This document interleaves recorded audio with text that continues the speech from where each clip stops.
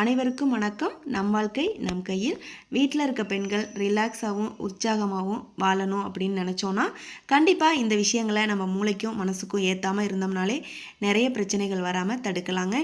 பொதுவாகவே வாழ்க்கையில் கஷ்டம் பிரச்சனைங்கிறது நிரந்தரம் கிடையாது, தற்காலிகம் அப்படிங்கிறத உணரணும்.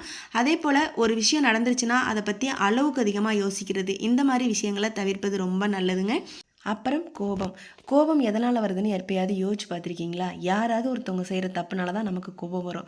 அப்போ யோசிச்சு பாருங்கள், யாரோ ஒருத்தவங்க செய்கிற தப்புக்காக நமக்கு நாமே தண்டனை கொடுத்துக்கிறோம். நம்மளை கோபப்படுத்துகிறவங்களோட நோக்கமே நம்ம கோவப்பட்டு கத்தணும், டென்ஷன் ஆகணும் அப்படிங்கிறது தான். அப்படி இருக்கும்போது நம்ம உணர்வுகளை அவங்க தூண்டி விடுறாங்க. நம்ம அதுக்கு தகுந்த மாதிரி கத்தாமல் டென்ஷன் ஆகாமல் அந்த செகண்ட் நம்ம பொறுமையாக இருந்துட்டோன்னு வச்சுக்கோங்களேன், நமக்கு அந்த நாள் முழுக்க ரிலாக்ஸாகவும் உற்சாகமாகவும் இருக்கும். என்னுடைய இந்த வீடியோவை பொறுமையாக பார்த்ததுக்கு நன்றி. வீடியோ பிடிச்சிருந்தால் லைக் பண்ணிவிட்டு சேனலையும் சப்ஸ்கிரைப் பண்ணி வச்சுக்கோங்க.